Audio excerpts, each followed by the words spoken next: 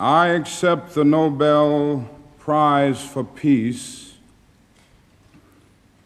at a moment when 22 million Negroes of the United States are engaged in a creative battle to end the long night of racial injustice.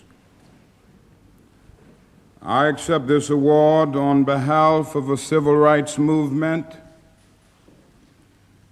which is moving with determination and a majestic scorn for risk and danger to establish a reign of freedom and a rule of justice. I am mindful that debilitating and grinding poverty afflicts my people and chains them to the lowest rung of the economic ladder. Therefore, I must ask why this prize is awarded to a movement which is beleaguered and committed to unrelenting struggle, to a movement which has not yet won the very peace and brotherhood which is the essence of the Nobel Prize. After contemplation, I conclude that this award, which I receive on behalf of that movement, is a profound recognition that nonviolence is the answer to the crucial political and moral questions of our time. The need for man to overcome oppression and violence without resorting to violence and oppression. If this is to be achieved, man must evolve for all human conflict a method which rejects revenge, aggression, and retaliation. The foundation of such a method is love. The tortuous road which has led from Montgomery, Alabama to Oslo bears witness to this truth. This is a road over which millions of Negroes are traveling to find a new sense of dignity. I accept this award today with an abiding faith in America and an audacious faith in the future of mankind. I refuse to accept despair as the final response to the ambiguities of history. I refuse to accept the idea that the isness of man's present nature makes him morally incapable of reaching up for the eternal oughtness that forever confronts him. I refuse to accept the idea that man is mere flotsam and jetsam in the river of life, unable to influence the unfolding events which surround him. I refuse to accept the view that mankind is so tragically bound to the starless midnight of racism and war that the bright daybreak of peace and brotherhood can never become a reality.